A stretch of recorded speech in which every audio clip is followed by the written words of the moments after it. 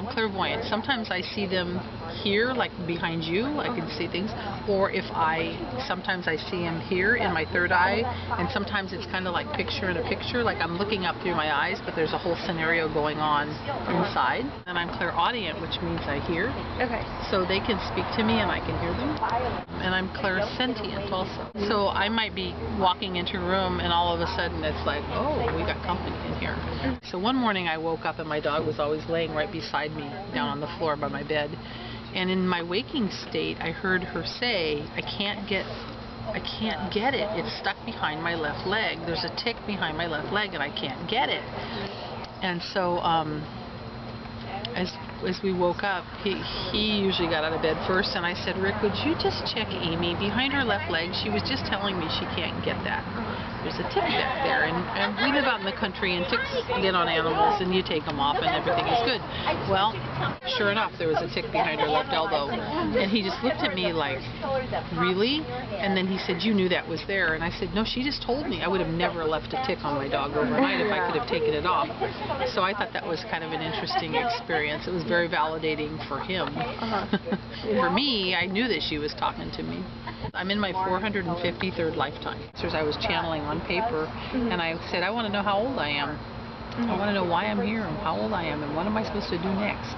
And that's when it opened up. They opened it up and they gave me the information. Do you remember anything from your past lifetimes? Anything that you've learned? I know about 19 of them.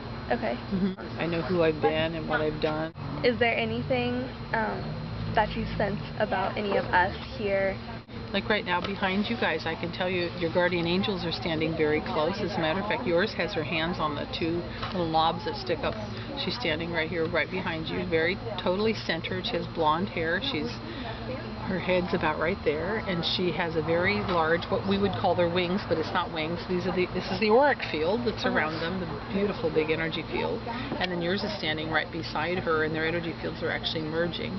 There's so much light in the colors that are around them. It's pretty spectacular. Yeah, and yours is also very beautiful. And she just did one of these and pulled her energy field out to show me how magnificent. I mean, the angels are they are so spectacular. We were looking for a horse for my daughter to sponsor, and we went to the stables, and there was a woman riding a horse in the arena. The horse was obviously very schooled in the dressage, the upper level dressage, and I was watching her ride, and I realized that she was having a hard time, and she kept bumping her horse's mouth, and the horse was responding, and it doesn't have to be a big response. I was feeling that it was uncomfortable. And so later, when she was untacking the horse, I walked up to her, and I asked her if it would be okay if I spoke with her horse, and she said sure. So even before I could really say anything, he started talking to me. And he was doing it telepathically. He basically said to me, she hurts, my person hurts, and I don't understand why she hurts, and I want to help her heal. And then he showed me, when he was much younger, how she would gallop him up these hills, and he would laugh. She would laugh. And so he said, I really want to help her heal. If I could just get her to laugh, she can heal.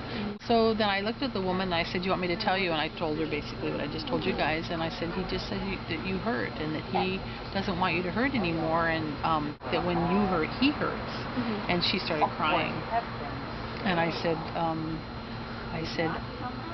something's wrong. He told me you're sick. And she says, I had breast cancer, and they did a surgery, and I went through everything, and then it's back now. And she's got pain. They just biopsied whatever it was in there. And so she was very sad because of that, and he was very sad because of that. And I told her, I said, he wants you to heal. He wants you to laugh. I said, how long have you had him? And she says, well, since he was a baby. Since he was just like 2 years old. My Aunt Mildred, which would be my daughter's great Aunt Mildred, I knew her as a child, and she was a very colorful woman, and she died early in life from some kind of cancer. She showed up when my daughter was 11 just to say hello to her as spirit. And my daughter never met her in her life, so when she showed up in the bathroom one night when she was taking a shower, Sierra wasn't very excited that there was somebody in the bathroom with her while she was naked. So she screamed and said, "Ah, there's somebody in here." And so I went down the hall thinking there was somebody in the house, but it ended up that it was a spirit.